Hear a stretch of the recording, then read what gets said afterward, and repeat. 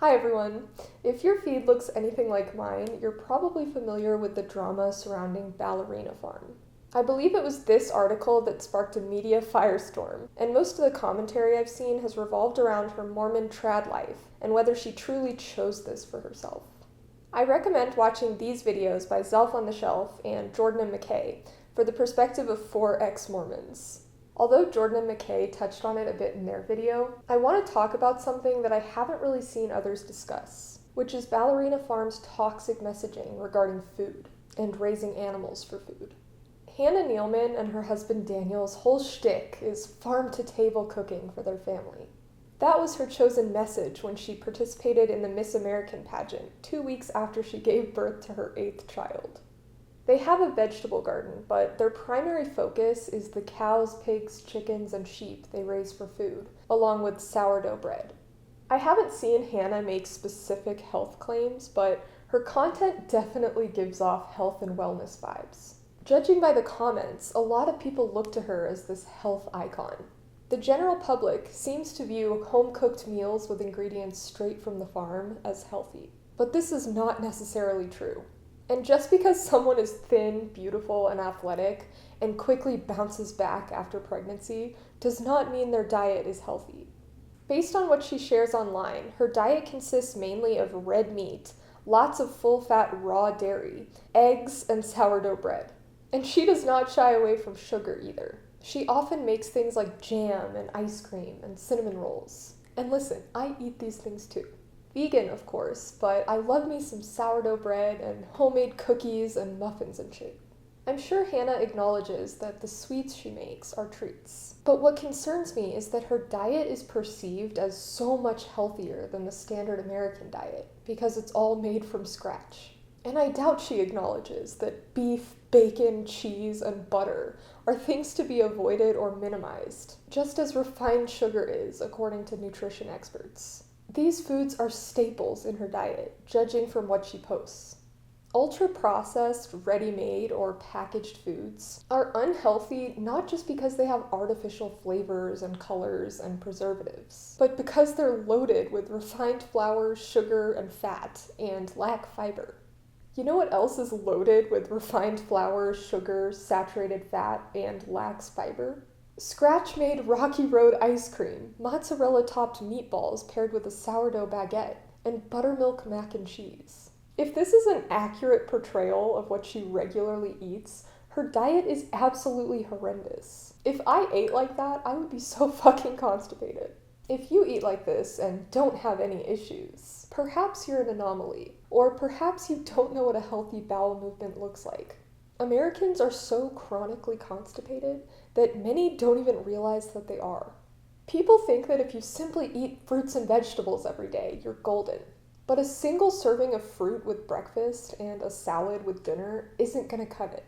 If health is your priority, then the bulk of your diet should consist of whole plant foods. And this should be measured by calories, not volume. Half of your plate may be green, but if the other half consists of steak and eggs, the majority of your calories are coming from animals rather than plants. The Ballerina Farm diet is not aspirational. It's a recipe for heart disease, colon cancer, and Alzheimer's later down the road. But don't take my word for it. Look to the major dietetic organizations that base their recommendations on the preponderance of research we have on nutrition. It is well established that red meat and full-fat dairy products like cheese and butter increase your risk for heart disease, and that processed meat is a Class 1 carcinogen. Bacon falls into the category of processed meat, whether you buy it from the store or make it in your rustic farmhouse. I know I sound like the food police over here, but my issue is not with grown adults choosing to eat junk food. If someone wants to eat donuts every day, that's their prerogative. My issue is with the narrative that meat, dairy, and eggs are not only considered food, but they're considered health foods by so many people.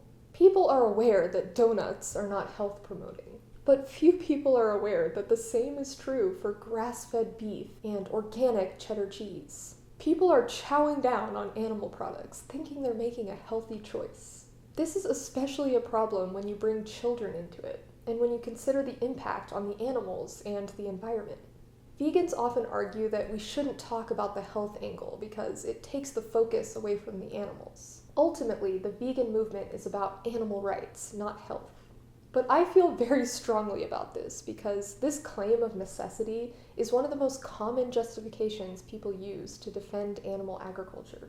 Due to industry propaganda, people not only think that animal products are health promoting, but that they're a necessary component of a healthy diet. We have to defeat this misinformation to defeat these industries.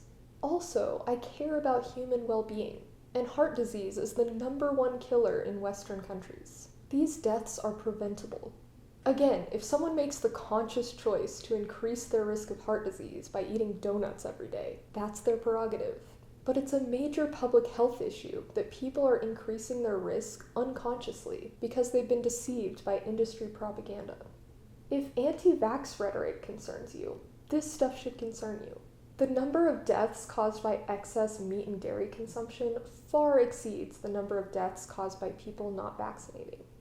People have criticized Hannah for setting unrealistic standards for moms, and I want to touch on this briefly. I think people believe that eating healthy is so much more difficult than it actually is, because of this pervasive narrative that making everything from scratch is a requirement if you want to eat well. This is not true. You can very much incorporate convenience foods into a healthy diet. While it may be a good rule of thumb to limit processed food and cook from scratch as often as possible, whole does not equal healthy, and processed does not equal unhealthy. The belief that scratch-made cheese pizza is healthier than something processed and packaged like tofu, or even vegan chicken nuggets, which we can all agree is not exactly a health food, is an appeal to nature.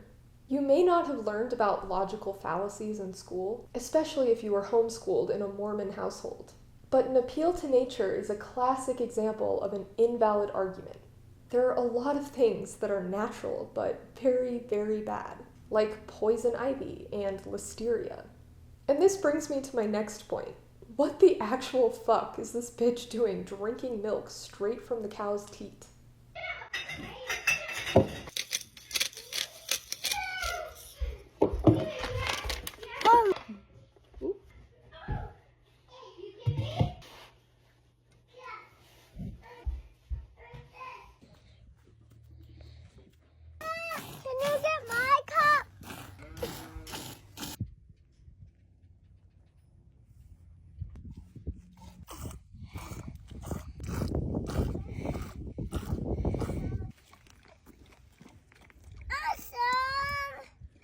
You want some too?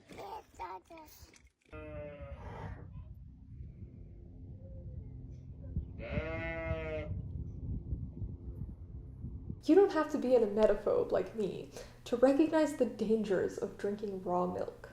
Just because you haven't gotten sick yet doesn't mean you aren't putting your family at risk of serious illness. She's not only drinking raw milk herself, she's drinking it while pregnant, feeding it to her young children, and promoting it to her audience of 9 million people. I'm really glad Jordan and McKay brought attention to this in their video because I haven't seen it discussed enough. Hi, I'm a microbiologist, and lucky for you, I wrote my entire master's thesis on bacterial infections in the mammary glands of cows. You know, the place where they make that moo juice that you're guzzling down right now and thinking it's amazing. Let's actually go over the risks of drinking raw milk, because not only is it disgusting and weird, but it's also extremely dangerous. Raw milk can carry pathogens that are very dangerous, such as staph, E. coli, Campylobacter, and even tuberculosis. You can get tuberculosis from drinking raw milk. Pasteurization kills all of that bacteria. If you want to drink the raw milk, go ahead. You're disgusting, but don't pretend like it's safe, because you have a 640 times higher likelihood to be sick after drinking raw milk than you do after drinking pasteurized milk. Not to mention you also have a 45 times higher chance of being hospitalized from that illness if it's from raw milk versus pasteurized. But let's also remember that only about 3% of the population actually drinks raw milk, but they account for 96% of all illnesses linked to dairy products. I would say, please, for the love of God, stop drinking raw milk. But since I'm a radical extremist vegan, I'll go further and say, please, for the love of God, stop drinking cow's milk. Cow's milk is for baby cows, not humans. We have absolutely no business drinking the milk of another species. Just stop.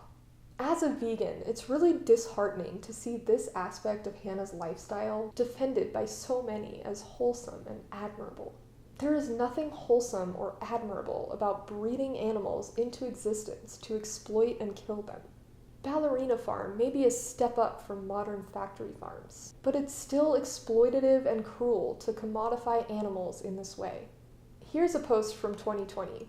We've focused our time on rearing animals, but we've always wanted to learn more about the methodology of meat processing, which our local butchers have done so well for us.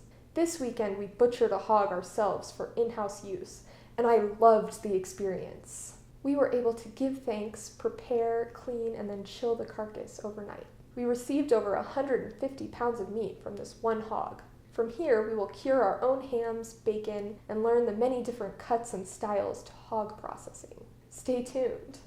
Just replace the word hog with dog, and you'll see how fucked up this is. Particularly her emphasis on how much she loved the experience. Hog processing is a euphemism. Hannah is romanticizing the violent and brutal act of killing. Saying a cutesy little prayer before you slit the throat of an innocent animal does not absolve you of wrongdoing. This next clip I'm going to play is pretty graphic, so be warned.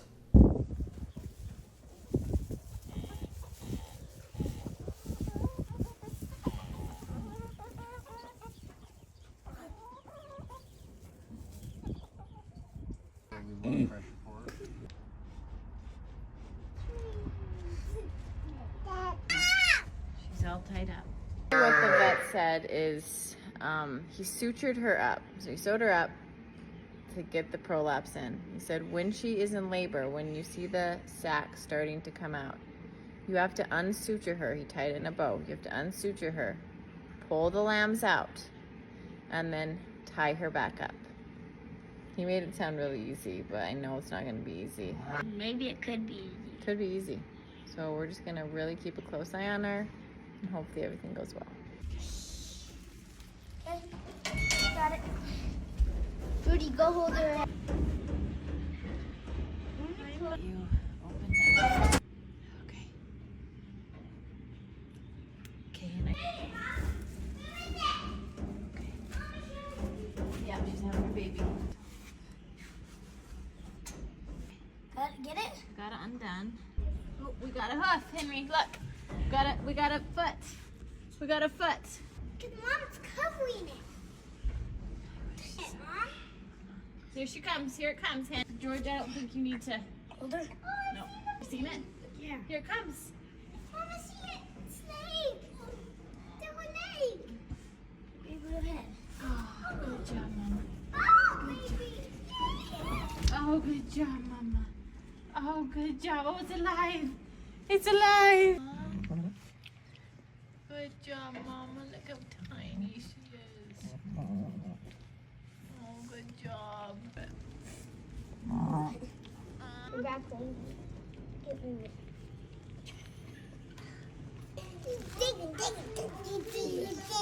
Water. And we come look at it. Good job. Trying to push. You can see yourself. Good job, Mama. Good job. Hey, Charles, pull just a little bit. Pull just a little That's bit. her Grab head. Grab the two hooves. Where's the There you go. Pull down. Oh, that's good. Good. Oh, that's a big one.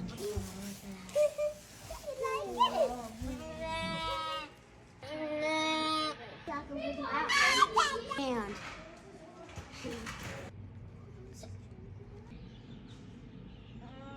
What's so disturbing about this video is that this poor lamb did not sign up for this. Pain is a lot more tolerable when we know why it's happening and that it'll end.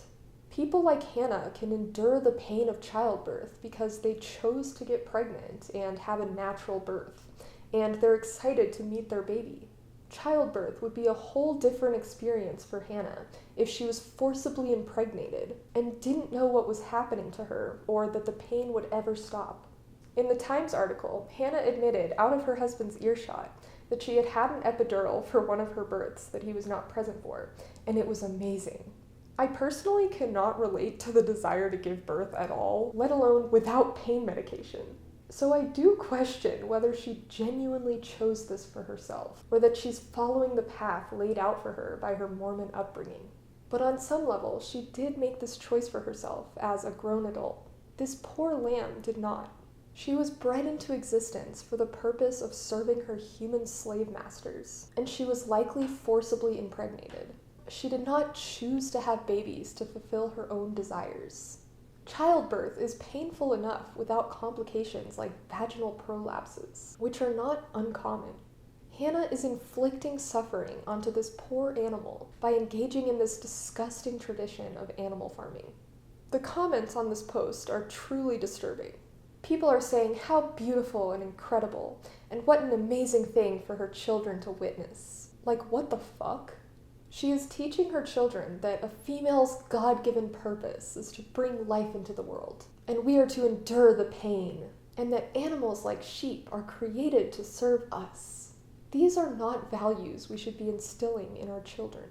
Women create their own purpose in life. We're not created by God to be baby-making machines. You don't have to endure the pain of childbirth. We have modern medicine that makes it much easier. You're not a better person for refusing an epidural. And last but not least, animals are here with us, not for us. This next clip illustrates the blurred lines between traditional family farms and factory farms. I walked into the barn right before the cows came in and just got super emotional. I mean, this project we've been dreaming about this since the beginning of our marriage. And the barn has been under construction for about 2 years. And so to see it all ready to go and ready for cows was just such an amazing feeling. So the cow trailer, it backed up. It got into the unloading dock, I guess you could say, that we put up. And then we just watched them unload all the cows. So we have a mixture of Jersey cows and Jersey Holstein cross. So that's why you'll see some variation in the cows. But we watched every single cow get off the truck. This was a double-decker truck. And so after the bottom tier was emptied, they opened up the top tier, and we watched the cows come down from there, which was really cool. We had all the boys had friends over, and neighbors were coming over to see. This is such an exciting day over at the farm. A lot of anticipation for this event. These are the robot installers. So these guys have been working on the barn since day one with us as well. This is an all robotic dairy, a Lely robotic dairy. The Lely robot is made in Holland. Is that where it's made, honey? Designed in Holland. Make them in America now as well. But it's been a really cool process to get all the aspects of this barn ready to go for cows, and just seeing them walk in for the first time was so exciting. Martha was trying to pet them from the get-go. She was she's gonna win them over. That's her goal. So we started right off the bat getting their robotic collars on. So this is what Stockton's doing over here. He's putting their collars on so they can go into the robot. So this is Glenn with the first cow. She'd walked into the robot, and we're kind of on the back side of the robot is what we call it. And this robot goes underneath the udder, washes it, and milks her out. And then it shows us, how much each teat is giving, how much she's weighing, how much she typically gives. It takes her temperature. It's really an incredible machine. I'm excited to show you more as we get going on these robots. But it is a learning curve for the cows because they're not used to a robotic system. So that's what we're going to be doing for the next 2 weeks, is training these cows to the robot. Of course, Flora Jo, with all this milk talk, was hungry. We spent the whole day at the dairy just watching cows, learning cows, getting them milked in the robot, and learning about each one of them. The kids named every single one of them, so that was that was a big job. We're definitely going to have to rename a lot of them because I think most of the kids were hungry when they did the naming process, so a lot of them are food items, so we'll probably have to rename some of the cows. But it was just so fun to just spend the day in the dairy, learning, seeing, watching the barn come to life. For lunch, we came home and had milk because that's what we're gonna eat now. You want yogurt? 3 meals a day, that's what we got. This reveals what a farce her whole lifestyle is. From the Times article, it was a life of contradictions. Children not allowed screens, but who are reality TV characters online for millions. A stay-at-home mother who has made a career out of being so. An analog, old-fashioned farm, only working because it is underwritten by social media cash. A choice, modern in her ability to have one, to do something so very traditional. Following up on that, there is nothing traditional about a milking robot. I know that Hannah doesn't claim the term tradwife for herself, but as Megan points out in her article, her content most certainly upholds what we view in the West as traditional family values. Likewise, Ballerina Farm is perceived as a traditional family farm as opposed to a factory farm, when in reality it's a melding of the two. And how sick is it that she's breastfeeding her baby while showing off her new dairy operation, where cows are milked by machines after being separated from their babies? To quote my friend Lauren, who helped me with this video, like the myth of traditional gender roles being empowering for women, the myth of traditional humane farming is a lie that falls apart when you interrogate it. This is good marketing, told to us to sell a product and to uphold patriarchal religious values, not the truth. We shouldn't be trying to emulate some fictional, glorified version of the past. We should be trying to figure out how we can evolve and be better over time. Amen, Lauren. Thank you so much for watching. There's always so much more to say, but I'm gonna leave it there because I don't have time to do a deep dive. My next video will be a response to Matt Walsh and his insane defense of dairy and colonialism. So stay tuned for that. All right, peace out.